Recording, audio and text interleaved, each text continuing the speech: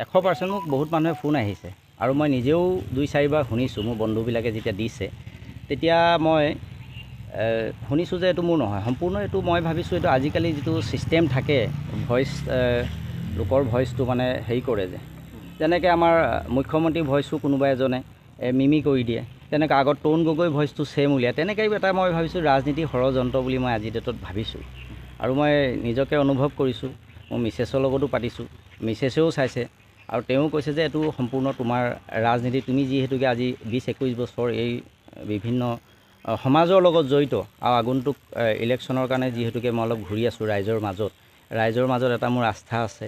আৰু এইটো হয়তো মই ভাবিছোঁহে যে মোৰ যিসকল আমাৰ ৰঙানদী সমষ্টিত তেওঁলোকেও আশা কৰে, তেওঁলোকৰে কোনোবা 1-2জন হয়তো এই কুকৰ্মৰ লগত জড়িত আছে বুলি মই অনুভৱ কৰোঁ। মানে দলীয় লোকে জড়িত আছে নেকি? দলীয় লোক বুলি নহয়, এইটো দলৰ হ'ব বুলি মই নকওঁ, কিন্তু এনেকুৱা ধৰণৰ ব্যক্তি আছে যি মোক অলপ ৰাজনীতিভাৱে সেৱ পৰিপূৰ্ণ কৰিবৰ কাৰণে ৰঙানদী সমষ্টিত যি মোৰ ৰাইজৰ মাজত এটা বৃহৎ এটা মোৰ ৰাইজৰ মাজত এটা অন্তৰত আছোঁ, সেই বস্তুটো মোক হয়তো ক'ৰবাত তেওঁলোকে শেষ কৰিবৰ কাৰণে, যিহেতুকে আগফালে ইলেকশ্যন আছে, তেনেকুৱা এটা তেওঁলোকে অনুভৱ কৰি মোক তেনেকুৱা ধৰণৰ এটা মই অনুভৱ ভাবিছোঁহে।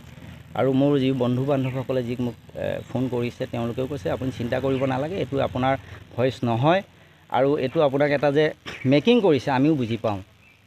গতিকে এইখিনিয়ে মই ভাবোঁ, তাৰ কাৰণে মই আইনৰ সহায় লৈছোঁ। আৰু যিকেইজন বা যিকেইটা মানে ফেচবুকেই হওক বিভিন্ন ধৰণে যিটো প্ৰচাৰ চলাইছে, এই প্ৰচাৰ চলোৱাৰ ব্যৱস্থাৰ ওপৰত মই আইনী ব্যৱস্থা ল'বৰ কাৰণে আজি আমাৰ দলোহা টাউন পোষ্টলৈ আহিছোঁ আৰু ইয়াত মই এজাহাৰ দিছোঁ আৰু মই কেছটো ৰেজিষ্টাৰ কৰিবলৈ দিছোঁ। আইনে সম্পূৰ্ণ ব্যৱস্থা কৰিব আৰু ইয়াত দোষী কোন নিশ্চয় মই গম পাম, খুব সোনকালে গম পাম। আৰু ৰাইজে ৰঙানদীবাসী ৰাইজৰ মোৰ আশীৰ্বাদ আছে আৰু ৰঙানদীবাসী ৰাইজে মোক আজি 20-21 বছৰে গম পায় যে মই এজন ৰাইজৰ মাজত কেনেধৰণে কাম কৰি আছোঁ আৰু মোৰ যে কোনো বেয়া গুণ নাই, সেইটো ৰাইজে আজিৰ ডেটত ৰঙানদী ৰাইজৰ মোৰ এটা আশীৰ্বাদ আছে আৰু ৰাইজে তাৰ বিচাৰ কৰিব বুলি মই ভাবোঁ। আৰু যিসকলে মোক এই এটা প্ৰচাৰ চলাবলৈ চেষ্টা কৰিছে তেওঁলোকক ৰাইজেই প্ৰত্যুত্তৰ দিব বুলি মই আশা ৰাখিছোঁ।